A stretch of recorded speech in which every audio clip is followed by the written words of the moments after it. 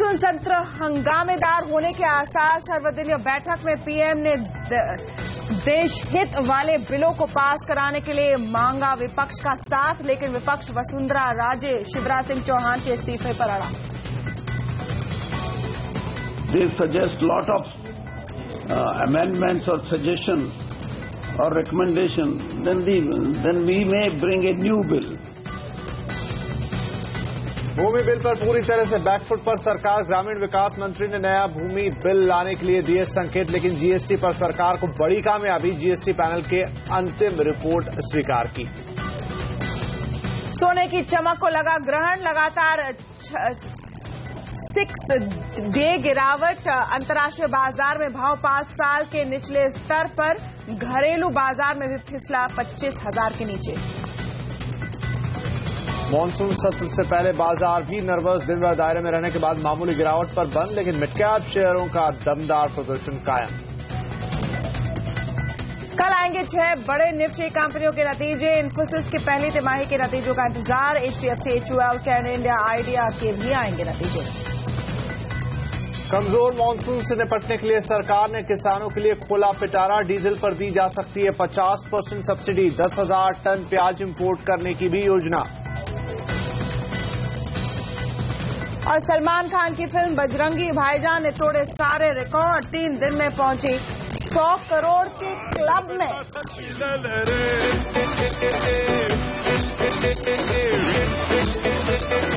चल बेटा सेल्फी ले ले रे। नमस्कार, यह है आवाज एट 9 और आपके साथ मैं हूं विपिन भट्ट। मैं हूं तमन्ना इनामदार दत्ता। आइए देखते हैं आज की दूसरी टॉप हेडलाइन।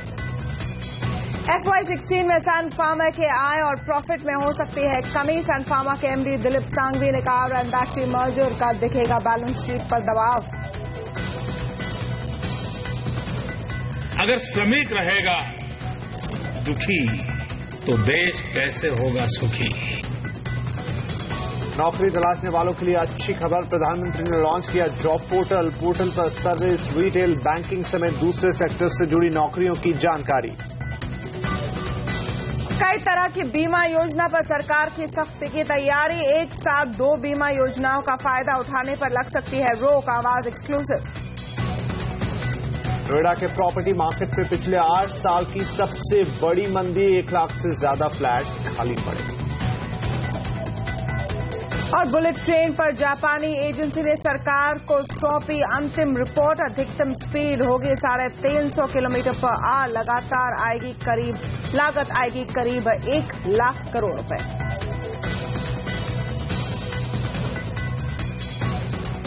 बुलेटिन की शुरुआत करेंगे कल से शुरू हो रहे संसद के मॉनसून सत्र के साथ।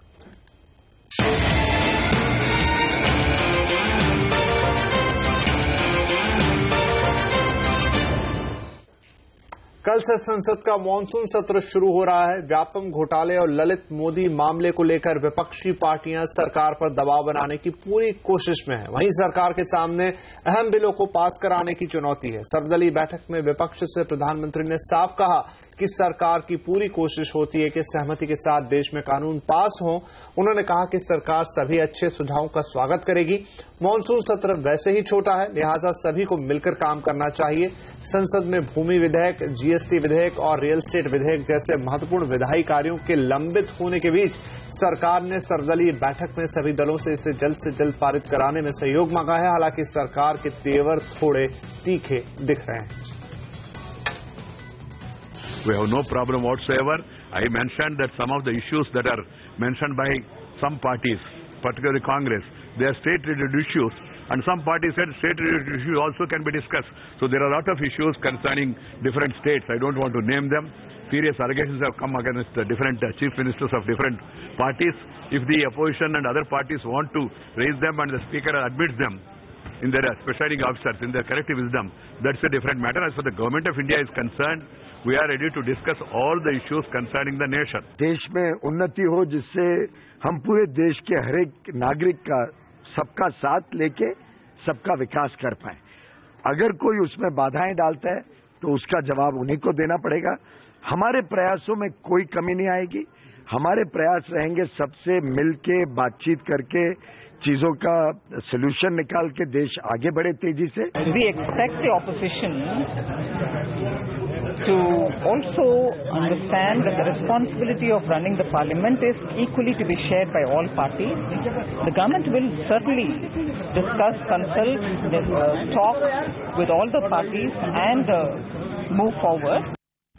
उधर विपक्ष के मानसून सत्र में सरकार पर हमले के लिए पूरी तरह तैयार नजर आ रही है। वहीं शिवसेना जैसे सहयोगी दल भी बीजेपी के रवैये से नाराज दिख रहे हैं। पार्लियामेंट से पहले जो लोग ललित गेट में इन्वॉल्व है और जो व्यापन में इन्वॉल्व है उन पर कार्रवाई करनी चाहिए। जो हम बार बार ये मांग करते हैं, खास करके शिवसेना ने ये मांग की है, हमेशा हमने किया। अभी 4 दिन पहले भी हमने ये मांग की थी कि एनडीए की बैठक बुलाइए। एनडीए का महत्व कम करेंगे तो सरकार के सामने गतिरोध पैदा होगा। आज भारतीय जनता पार्टी के पास पूरा बहुमत है, मैं मानता हूं, हम मानते हैं, लेकिन ये बहुमत बहुत चंचल होता है हमारे लोकतंत्र में।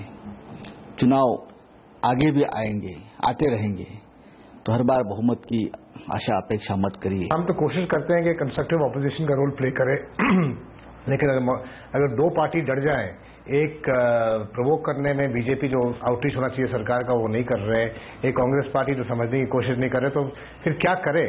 तो मेन नेशनल पार्टीज जो हैं वो दोनों चाहती हैं कि ये सेशन ना हो। कल मानसून सत्र से पहले सरकार भूमि बिल पर पूरी तरह से बैकफुट पर आ गई है। आम सहमति बनाने के मकसद से उसने नया भूमि बिल लाने के संकेत भी दे दिए हैं। संदेश साफ है कि वो भूमि बिल को लेकर विपक्ष के साथ चलने के लिए तैयार है। ग्रामीण विकास मंत्री ने कहा कि सेलेक्ट कमेटी की रिपोर्ट में ज्यादा बदलाव हुए तो नया बिल लाना संभव है। ज्वाइंट कमेटी की रिपोर्ट का भी स्वरूप देखना पड़ेगा। देयर इज ए पॉसिबिलिटी के they suggest lot of amendments or suggestions or recommendations, then we may bring a new bill. There is a possibility. उधर सरकार ने मानसून सत्र में होने वाले कामकाज का एजेंडा तय कर लिया है। सूत्रों से मिली जानकारी के मुताबिक इस सत्र में 8 नए बिल पेश करने का प्रस्ताव है। साथ ही 11 पेंडिंग बिलों को भी पास कराने की कोशिश सरकार की होगी।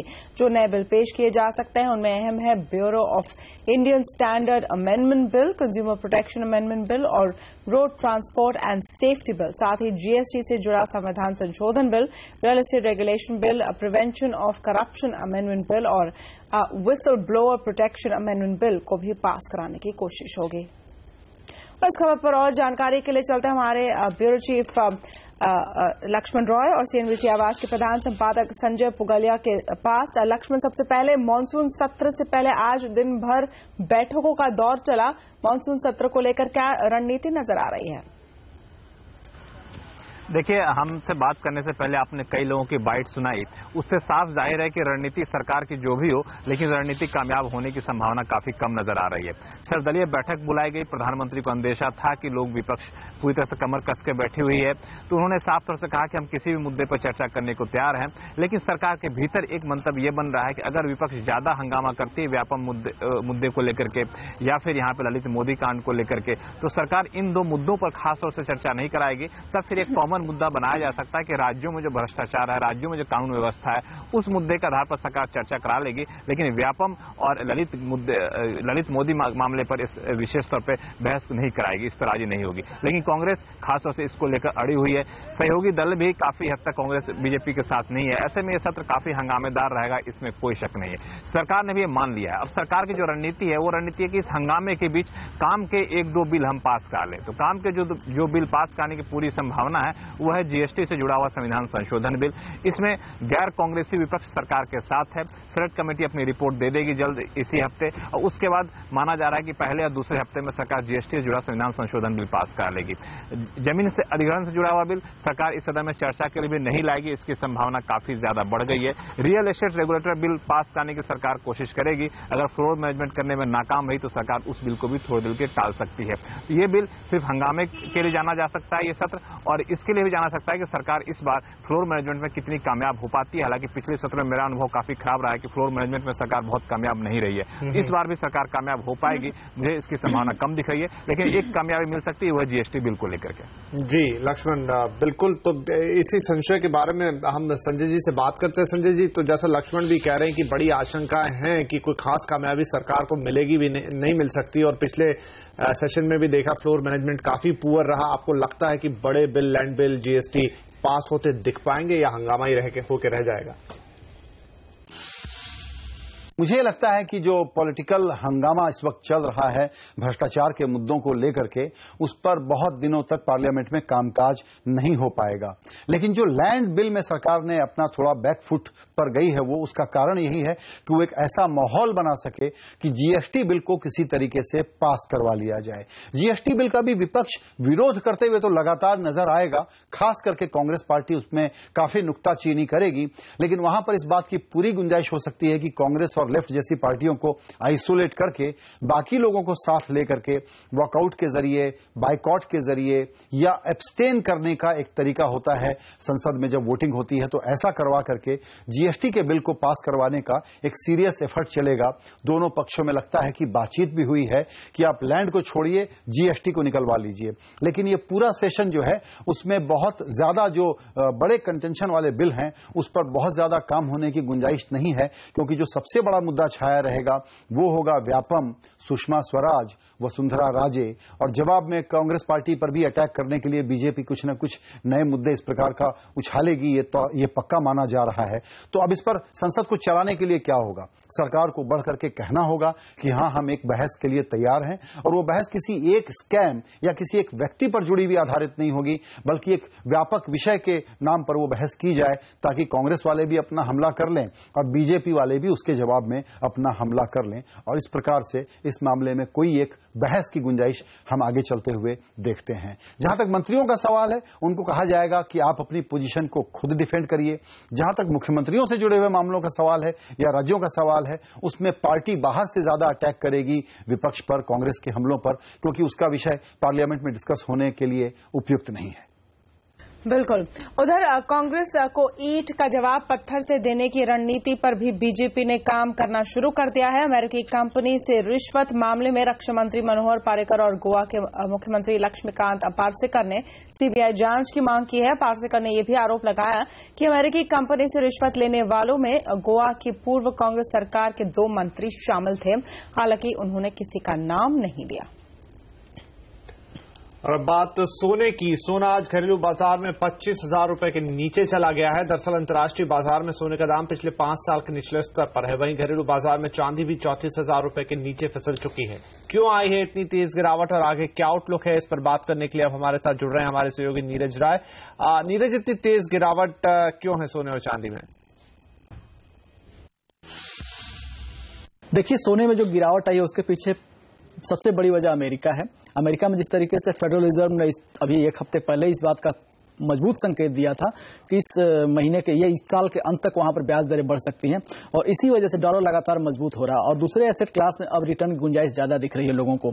इसलिए जिन लोगों ने पहले सोने में निवेश कर रखा था, अब वहां से पैसा लोग निकाल रहे हैं और दूसरे एसेट क्लास में लगा रहे हैं। इसका ताजा उदाहरण आज देखने को मिला चाइना में, जहां पर कि आज एकाएक जो ही बाजार चाइना का खुला, वहां शंघाई गोल्ड एक्सचेंज पर लगभग करीब 5 टन सोने की भारी बिकवाली हुई, और इससे पूरे दुनिया भर के बाजारों में पैनिक हो गया और सोना बुरी तरह से टूट गया। और इसका इंपैक्ट घरेलू बाजार पर भी आज दिखा है, और जो हमने आज देखा कि सुबह सुबह में करीब 25,000 रुपए के नीचे सोना खुला था और अभी भी वो करीब 25,000 साढ़े 25,000 के नीचे ही ट्रेड कर रहा है। तो ये जो वजह है, अमेरिका यूएस इकोनॉमी लगातार मजबूती का संकेत दे रही है और माना यह जा रहा है कि आगे चल के डॉलर मजबूत होगा और आगे आने वाले दिनों में दूसरे एसेट क्लास में रिटर्न ज्यादा मिलेगा। लोग इसीलिए सोने से ज्यादा पैसा निकाल रहे हैं और एक तरह से अब निवेशकों का सोने से मोह भंग हो गया है। तो आने वाले दिनों में हम देख सकते हैं कि सोने की जो डिमांड है वो लगातार अब घटती जाएगी, और यही वजह है कि सोना अब गिर रहा है। बिल्कुल। और आखिर सोना और कितना गिरेगा, निवेशकों को क्या करना चाहिए, बात करते हैं अब सीबीसी आवाज के कमोडिटी गुरु अजीत चंद्रशेखर जी से। सर, सोने का फ्री फॉल तो जारी है, इस लेवल के बाद और क्या लेवल्स नजर आ रहे हैं आपको इस वक्त? नहीं, इससे ज्यादा गिरने का संभावना कम है। फिर भी एक कहने के बावजूद भी मैं $20-30 और भी कम होने का संभावना है, उससे नीचे नहीं जाएगा। उसके 2 कारण है एक तो जो सेफ हेवन अपील जो था सोने का, वो ज़रा कम हो चुका है, और दूसरा है कि साउथ अफ्रीका में लेबर सिचुएशन ज़रा नाजुक है, power supply is also little serious, और देयरफॉर वहाँ का जो उत्पादन है उस पर कुछ there can be some cutback in production, तो वो थोड़ा सा बुलिश फैक्टर है। और चाइना में खास करके मैं समझता हूँ कि बड़ी बिकवाली हो गई, क्योंकि people had to pay money on margin calls in equity market, तो मार्जिन मनी के लिए they had to sell gold, they had to disinvest. और हम ETF का देखेंगे, विश्व भर बड़े बड़े ETF में इस महीने में, जुलाई महीने में there have been outflows rather than inflows, तो वहां भी लोग बेच रहे हैं, तो उसका सेफ हेवन अपील जो है काफी कमजोर हो चुका है सोने का। जी, तो यहाँ पर थोड़े की सोने में अपील कमजोर होते हुए उसका असर आते हुए दिख रहा है। हालांकि लॉन्ग टर्म में यहाँ पर चंद्रशेखर जी को बहुत ज्यादा गिरावट उसमें नजर नहीं आ रही। फिलहाल यहाँ पर लेंगे एक छोटा सा ब्रेक के बाद मॉनसून सत्र से पहले नर्वस क्यों है बाजार, ये आपको बताएंगे। साथ ही दिखाएंगे नौकरी मिलना अब कैसे हुआ आसान। बने रहिए हमारे साथ।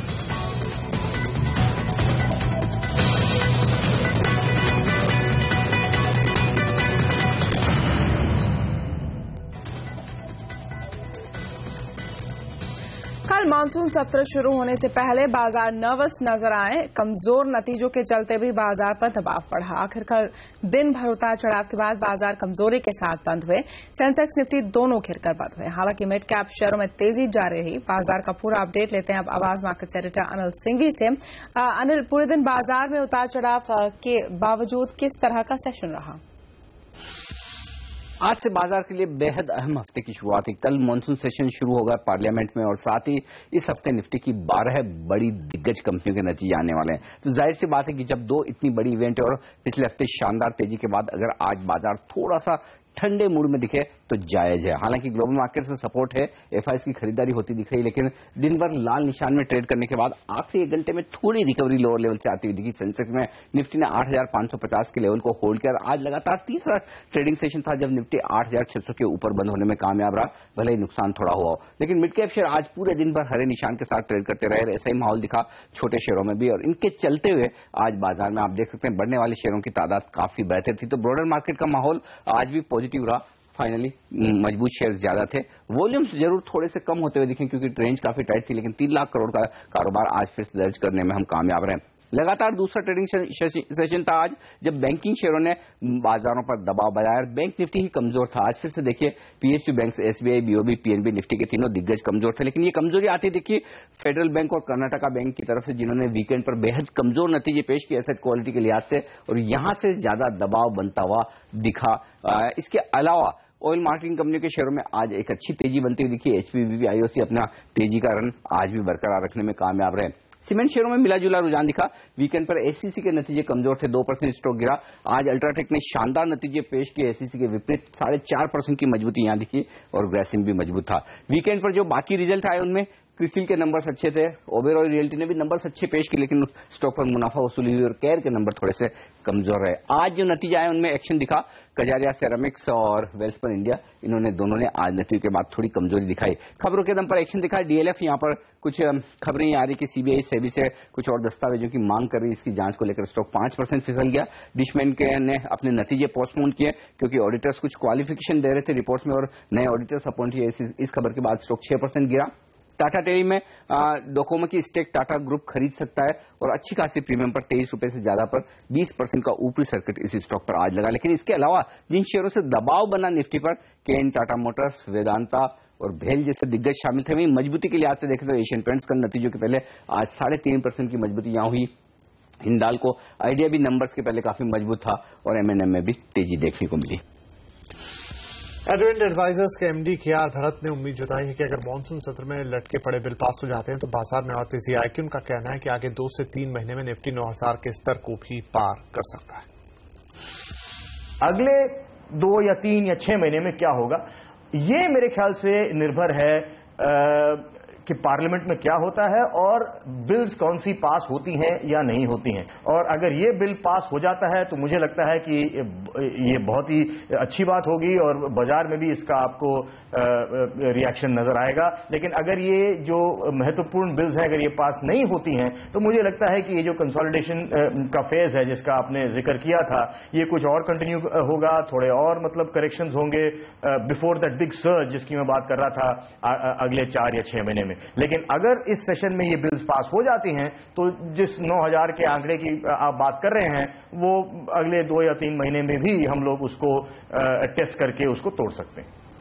और सन फार्मा ने चालू वित्त वर्ष के लिए प्रॉफिट वार्निंग जारी की है। कंपनी का कहना है कि रैनबैक्सी के विलय के कारण लागत बढ़ेगी जिससे मुनाफे पर दबाव पड़ सकता है। कंपनी का कहना है कि FY16 के बाद ग्रोथ में सुधार आएगा।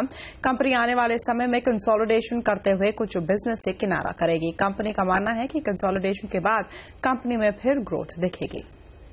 We expect our consolidated revenue and profits to be adversely impacted due to the factors that I have now highlighted. We are working towards addressing these challenges and building a more robust organization. Post this consolidation phase, we believe that the company will be better placed to pursue higher than industry growth. Break के बाद monsoon की सुस्त चाल किन प्रदेशों पर पड़ रही है भारी और कमजोर मॉनसून से निपटने के लिए सरकार ने क्या की है तैयारी, ये भी देखिए इस ब्रेक के बाद।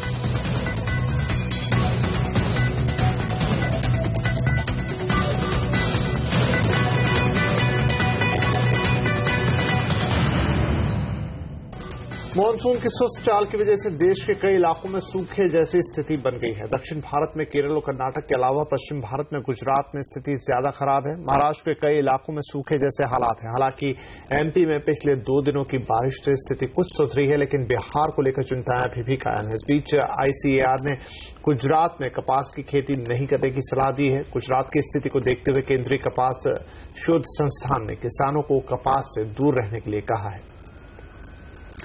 और मानसून की चाल ने सरकार की भी चिंता बढ़ा दी है। सरकार सूखे वाले राज्यों के किसानों को बड़ी राहत देने की तैयारी कर रही है। खबर है कि किसानों को डीजल में जल्द 50% सब्सिडी मिल सकती है। इसके अलावा सरकार प्याज इंपोर्ट के साथ साथ दालों, खाद्य तेलों का स्टॉक लिमिट भी बढ़ा सकती है। सूखे की हालत में सरकार की तैयारियों पर बात करने के लिए हमारे साथ जुड़े हैं CNBC आवाज के कमोडिटी गुरु जी चंद्रशेखर, साथ ही हमारे ब्यूरो चीफ लक्ष्मण रॉय और संवाददाता दीपक साहू भी इस चर्चा में जुड़े हुए हैं। लक्ष्मण, आपके पास पहले आते हैं। सरकार ने किसानों को बड़ी राहत देने की तैयारी कर ली है, ऐसा लगता है। कैबिनेट नोट भी तैयार हो गया है। जी बिल्कुल, यहाँ पे कैबिनेट नोट भी तैयार कर लिया गया है और सूत्र हमें बता रहे हैं कि अगली कैबिनेट की जो बैठक होगी हो सकता है उसमें राहत पैकेज का ऐलान कर दिया जाए। जो कृषि मंत्रालय का प्रस्ताव है उसके मुताबिक 3 चीजों पर सरकार 50% तक सब्सिडी देने का फैसला ले सकती है। उसमें सबसे अहम है डीजल सब्सिडी। जहां जहां बारिश काफी कम हुई है, सूखे जैसे हालात पैदा हो गए हैं, उन इलाके के किसानों को सरकार 50% डीजल सब्सिडी देगी। अगर वो अपने खेत में सिंचाई डीजल खरीद करके करते हैं तो डीजल जितने में खरीदेंगे उसकी रसीद दिखाकर वो 50% डीजल के दाम के बराबर सरकार से वापस ले सकते हैं, जो 50% डीजल सब्सिडी के तौर पर सरकार वहन करेगी। ये एक बड़ी राहत मिल सकती है उन किसानों को जहां पे सिंचाई की सुविधा उपलब्ध है लेकिन बारिश काफी कम हो रही है। दूसरा जो सब्सिडी का मुद्दा है वो खासतौर से यहाँ पर है जो चारा होता है, क्योंकि जहां जहां बारिश कम होती है वहां पे चारे काफी महंगे हो जाते हैं, तो चारे पर भी सरकार 50% सब्सिडी देने पर यहाँ पे विचार कर रही है और 50% सब्सिडी इसी प्रस्ताव का एक हिस्सा है। तीसरी बात यह है कि जहां पे बारिश कम होती है वहां पे ऐसे बीजों की सप्लाई की जाती है जहां पे कम बारिश में कम पानी में अच्छी फसल वो बीज दे सके, लेकिन ये बीज काफी महंगे होते हैं, लिहाजा सरकार इस बीज पर भी 50% सब्सिडी देने की तैयारी में है और इन तीनों प्रस्तावों को कैबिनेट के पास भेज दिया गया है और कैबिनेट की अगली बैठक में इस पर हरी झंडी मिल सकती है और इसका काफी फायदा कह सकते हैं राजनीतिक रूप से जो महत्वपूर्ण राज्य है बिहार उसको मिल सकता है, क्योंकि पिछले दिनों तक 70% तक कम मानसूनी बारिश वहां पर दर्ज की गई है। जी तो ये तो बात हुई है कि किसानों को किस तरह राहत दी जाएगी। दीपक, कंज्यूमर्स का भी पर भी इसका पूरा इम्पैक्ट आता है, खाने पीने की चीजें महंगी होती है, तो उसको लेकर सरकार की क्या रणनीति है? जी बिल्कुल, देखिए पहले ही बेमौसम बरसात और अब मानसून में कमी के कारण जो यहाँ पर कीमतों में उछाल देखने को मिला है, खासकर अगर हम प्याज की बात करें और खाने के तेल और दालों की बात करें, उसमें प्राइसेस काफी ज्यादा बढ़े हैं। तो इसको कंट्रोल में करने के लिए कंज्यूमर अफेयर्स मिनिस्ट्री और खाद्य मंत्रालय दोनों ने ही एक एक्शन प्लान तैयार किया है, रणनीति पर काम कर रही है। खासकर अगर प्याज की बात करें तो यहाँ पर रिटेल प्राइसेस जिस तरह से 40 से 45 रुपए किलो पहुंच चुके हैं डोमेस्टिक मार्केट में, तो उसको कंट्रोल करने के लिए कंज्यूमर अफेयर्स मिनिस्ट्री ने एक ऑनियन इंपोर्ट करने का प्रस्ताव यहाँ पर एग्रीकल्चर मिनिस्ट्री को भेजा है और जल्दी ये प्रस्ताव शायद कैबिनेट में आ जाए। तो करीब करीब इस प्रस्ताव के तहत नैफेड जो सरकारी एजेंसी है वो 10,000 टन इनिशियल प्याज का इंपोर्ट करेगी। जो डोमेस्टिक मार्केट में सप्लाई जो काफी कम देखने को मिला है, इस बार फसल जो खराब हुई है उसकी सप्लाई उसकी कमी को भरपाई करते हुए प्राइसेस को कंट्रोल करने का ये उपाय कंज्यूमर अफेयर्स मिनिस्ट्री कर रहा है। दूसरी बात, अगर खाने के तेल और यहाँ पल्सेस की बात करें, उसको प्राइसेस को कैसे रोका जाए, इस पर जो स्टॉक लिमिट जो सितंबर में खत्म हो रही है उसको बढ़ाने की तैयारी यहाँ पर कर रही है कंज्यूमर अफेयर्स मिनिस्ट्री। और जो ड्यूटी फ्री जो इंपोर्ट होता है दालों का, उसकी मियाद भी 6 महीने से 1 साल बढ़ाकर यहाँ पर उसको भी भरपाई करना चाह रही है मिनिस्ट्री यहाँ पर। जी तो चंद्रशेखर जी, यहाँ पर दीपक ने काफी डिटेल में बताया कि किस तरह के मेजर सरकार ले रही है। पहले तो आपसे सवाल, क्या ये एक मिड सीजन ड्राउट है? क्या हमने इसको रिकॉग्नाइज किया और क्या काफी इसके लिए स्टेप्स ले रहे हैं? हाँ, मैं समझता हूँ हम मिड सीजन ड्राउट की ओर बहुत तेजी से बढ़ रहे हैं। शायद कई इलाका में ड्राउट तो हो चुका है, सूखा आ गया है। This is the first point. और मैं समझता हूँ इतना भी जो ऐलान आज आया है तो कम से कम 8-10 दिन पहले करना चाहिए था सरकार को। जो डीजल के ऊपर 50% सब्सिडी, बीज के ऊपर 50% सब्सिडी, सब मैं समझता हूँ, स्वागत करता हूँ मैं इसका। एक अच्छा एक इट्स अ गुड स्टेप, जो किसान को राहत जरूर मिलेगा। मगर कहीं इलाका हमारा देश में ऐसा है जहां जमीन के अंदर भी पानी नहीं है, उसको डीजल सब्सिडी के बावजूद भी ground water level is so low कि किसान will not be able to draw water. ऐसे भी कहीं इलाका है, खास करके साउथ इंडिया में। तो अभी हमें देखना पड़ेगा कि आगे जाकर के मॉनसून का क्या भूमिका रहेगा। मैं समझता हूँ अगस्त महीने में तो जरूर बरसात गिरेगा, तो उसके वजह से पीने का पानी का समस्या कम हो सकता है।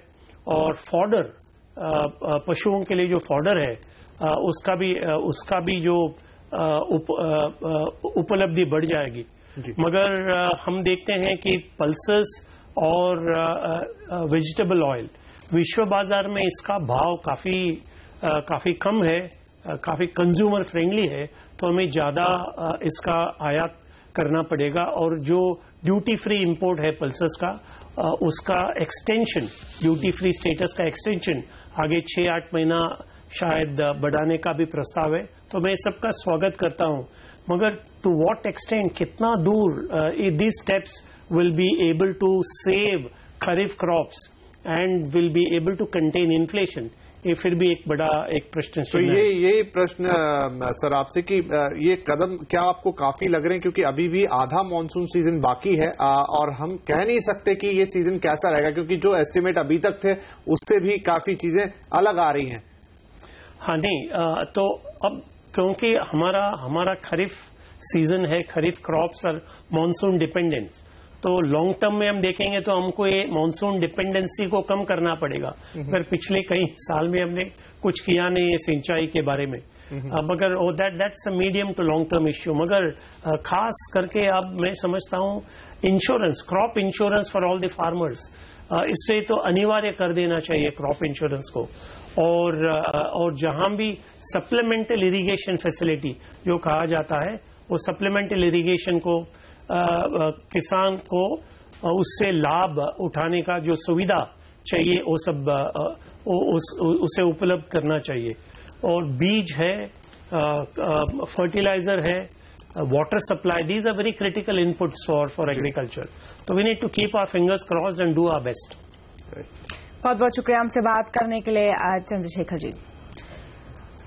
और ब्रेक के बाद बताएंगे आपको कैसे स्टार्टअप्स ने बदल दिए हैं लाइफस्टाइल से लेकर बिजनेस के तरीके।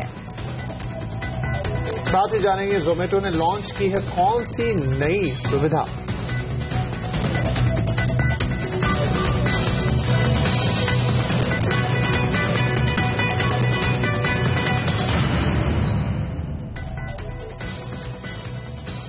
आज हर तरफ बात हो रही है स्टार्टअप्स की। स्टार्टअप्स ने कैसे बदल दिए हैं लाइफस्टाइल से लेकर बिजनेस के तरीके। हम बताएंगे आपको स्टार्टअप्स की दुनिया की हर हलचल और ट्रेंड अपने खास सीरीज में।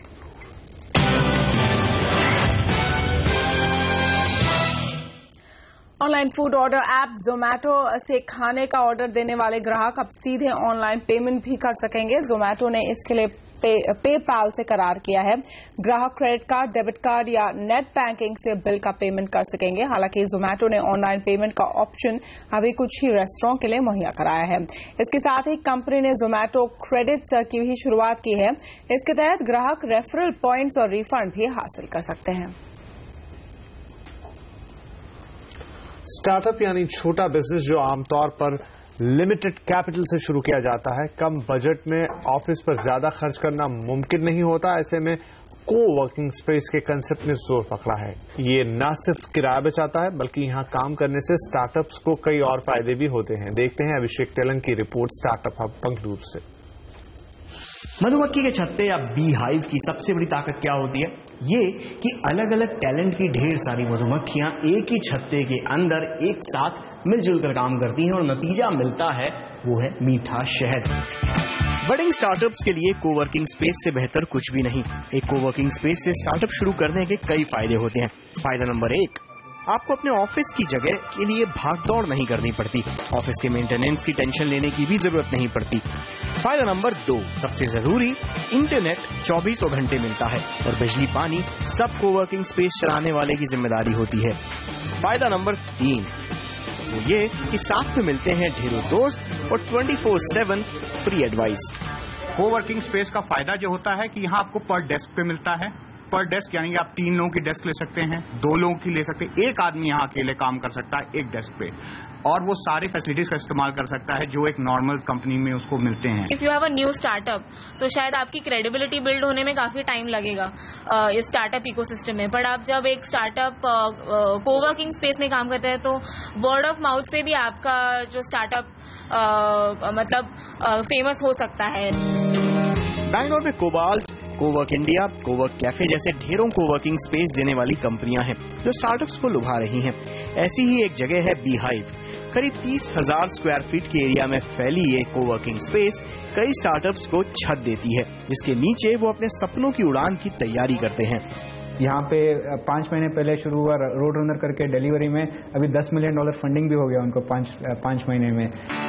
एक कोवर्किंग स्पेस में आप 5 से 6 हजार रुपए पर मंथ पर सीट के हिसाब से देकर अपना स्टार्टअप चला सकते हैं।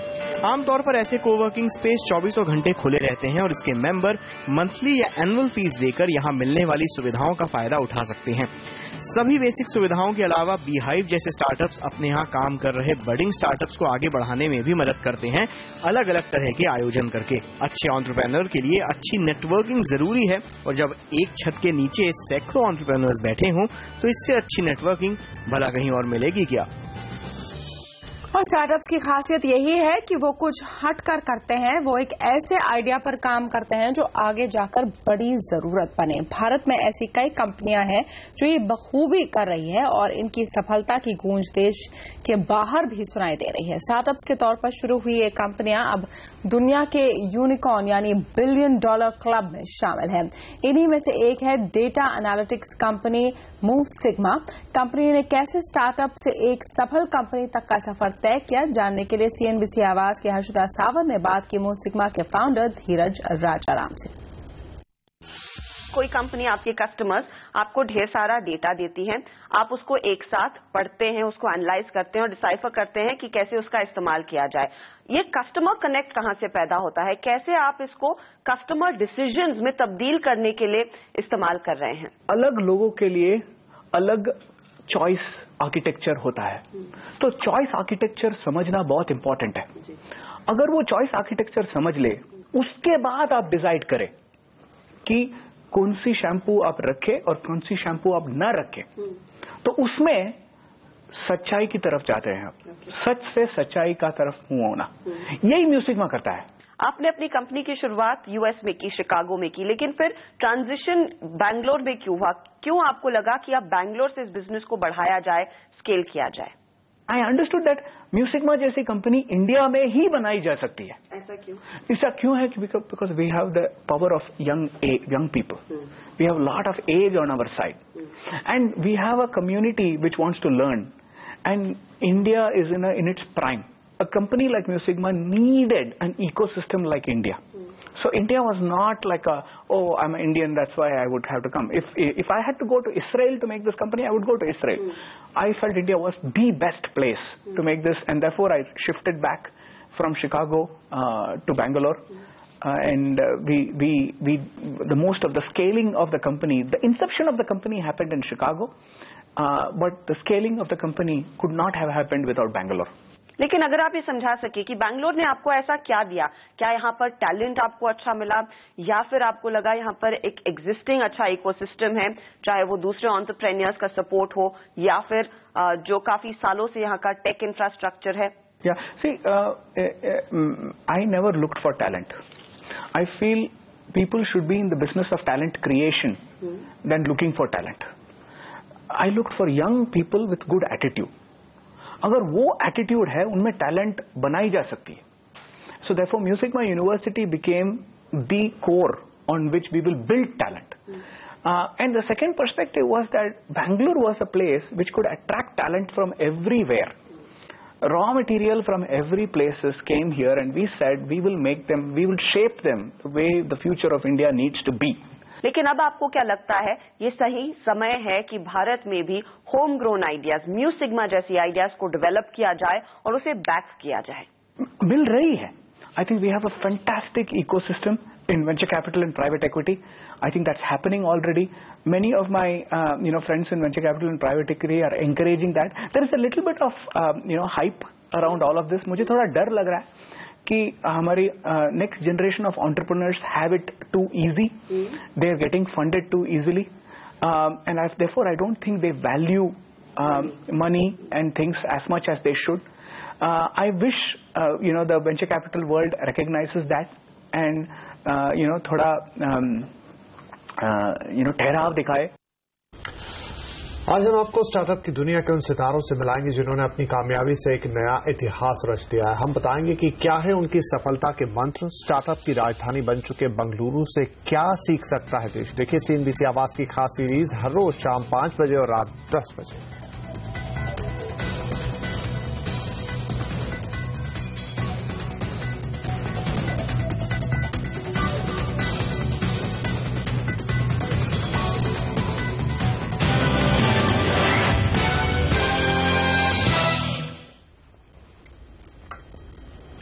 यहाँ पर एक छोटा सा ब्रेक लेंगे. ब्रेक के बाद बताएंगे नौकरी मिलना कैसे होगा आसान.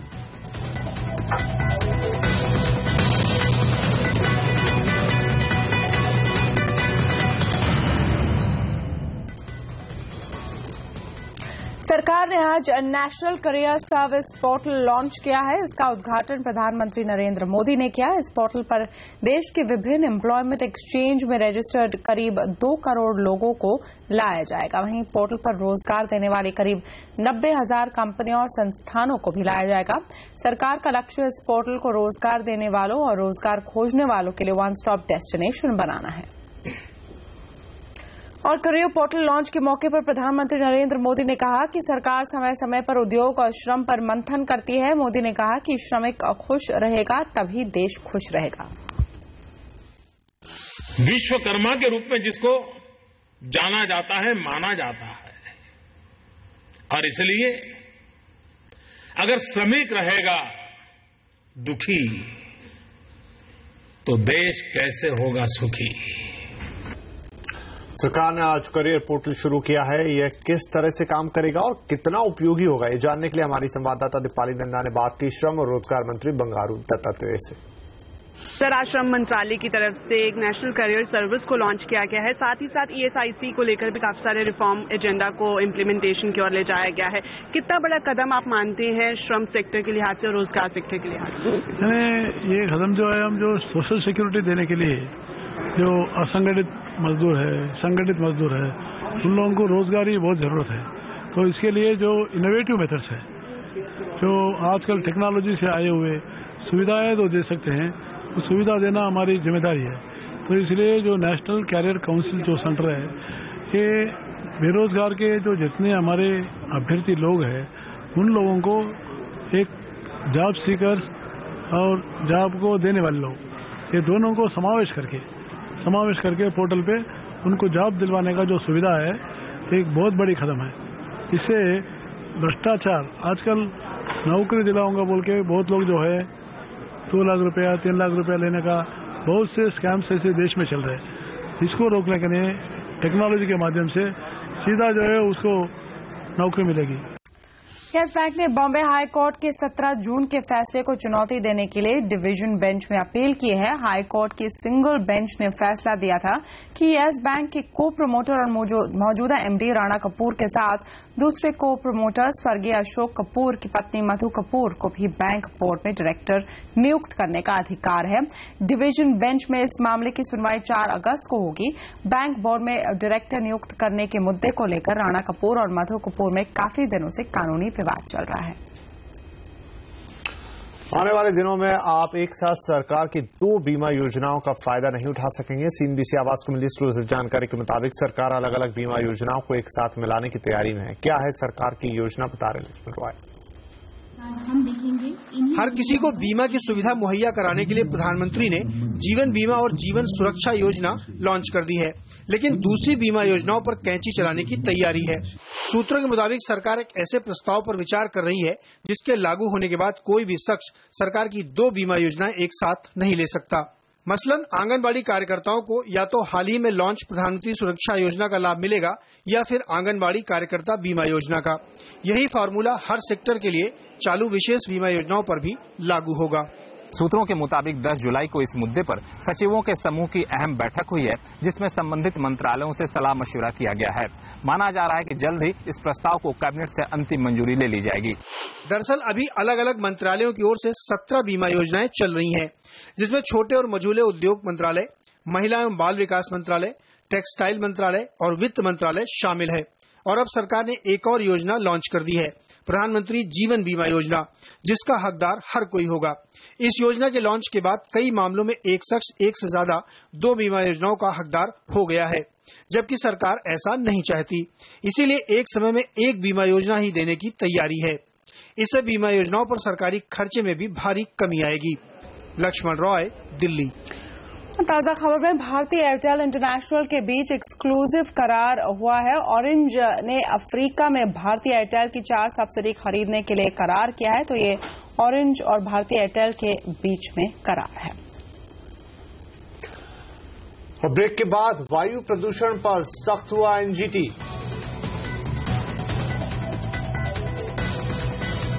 और सलमान खान की फिल्म बजरंगी भाईजान ने तोड़े सारे कमाई के रिकॉर्ड। बताएंगे डिटेल ब्रेक के बाद।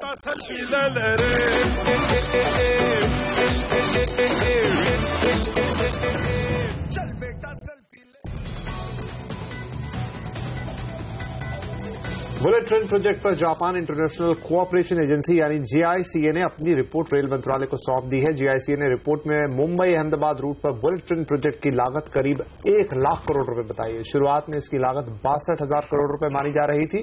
JICA की रिपोर्ट के मुताबिक 505 किलोमीटर लंबे मुंबई अहमदाबाद रूट पर 12 स्टेशन होंगे और बुलेट ट्रेन इस दूरी को 2 घंटे में तय कर लेगी। इस रूट पर ट्रेन की अधिकतम स्पीड 350 किलोमीटर प्रति घंटा होगी। हालांकि रिपोर्ट के मुताबिक इस ट्रेन का किराया काफी ज्यादा होगा। JICA टीम ने बुलेट ट्रेन का किराया राजधानी के AC पहले दर्जे के किराए का 1.5 गुना रखने का सुझाव दिया है, जो शायद फ्लाइट से भी ज्यादा हो।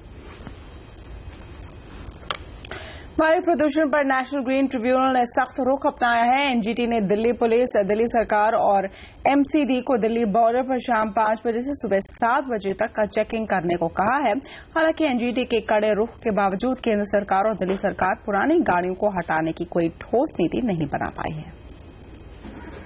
दिल्ली के अरुण जोशी हर दिन एनजीटी के फैसलों पर नजर रखते हैं। उनकी गाड़ी 15 साल पुरानी है और उन्हें डर है कि अगर एनजीटी ने 15 साल पुरानी पेट्रोल और 10 साल पुरानी डीजल गाड़ियों पर रोक के आदेश पर अंतिम मुहर लगा दी तो उन्हें अपनी गाड़ी छोड़नी पड़ सकती है। अरुण का दावा है कि उनकी कार की सेहत अब भी अच्छी है और ये एमिशन नॉर्म्स पर भी खरी उतरती है, लेकिन एनजीटी के फैसले के बाद उन्हें अपनी गाड़ी स्क्रैप के भाव में बेचनी पड़ सकती है। इंसेंटिव क्या देगी सरकार? हद से दे देगी, चलिए हम आपको कार सस्ती करके दे देगी क्या? नहीं दे पाएगी। कोई व्यक्ति अपनी जिंदगी में दूसरी बार तीसरी बार कार नहीं खरीद सकता, और कुछ लोग खरीद भी सकते हैं, लेकिन एक मानसिकता ये भी है कि ये कार हमको सूट करती है। लोहा है ना, ये कार हमको सूट करती है। People love their cars, it's like family. Arun की तरह दिल्ली में हजारों लोग ऐसे हैं जो अपनी पुरानी गाड़ी को लेकर चिंतित हैं। फिलहाल एनजीटी में नियमित तौर पर इस मामले की सुनवाई हो रही है, लेकिन क्या इस पूरी कवायद के बाद दिल्ली में बढ़ते प्रदूषण पर रोक लगेगी? ऑटो इंडस्ट्री का मानना है ऐसा नहीं होगा, क्योंकि अधिकतर लोग अपनी गाड़ियों को कबाड़ में बेचने के बजाय आसपास के शहरों में बेचना पसंद करेंगे। देखिए, सबसे पहले तो हमारा व्यू ये है कि अगर गाड़ियों को स्क्रैप करना है, और गाड़ी को स्क्रैप करना चाहिए पुरानी गाड़ियों को, तो पहली बात तो पेट्रोल और डीजल में एज फर्क नहीं होनी चाहिए। ये जो स्क्रैपिंग की पॉलिसी एक बननी चाहिए, वो होना चाहिए एमिशन नॉर्म्स के ऊपर कि कौन सी गाड़ी किस एमिशन नॉर्म को मीट करती है। दिक्कत ये भी है कि भारत में अभी कोई स्क्रैपेज पॉलिसी नहीं है जो पुरानी कार को स्वेच्छा से छोड़ने वालों को कुछ इंसेंटिव दे। दुनिया के कई देशों में इंसेंटिव बेस्ड स्क्रैपेज पॉलिसी प्रदूषण नियंत्रण में कारगर रही है। चीन ने करीब 27 लाख कारों को रिबेट मैकेनिज्म के जरिए बदला है, जबकि मलेशिया में ये इंसेंटिव सरकार और ऑटो कंपनियां मिलकर देती हैं।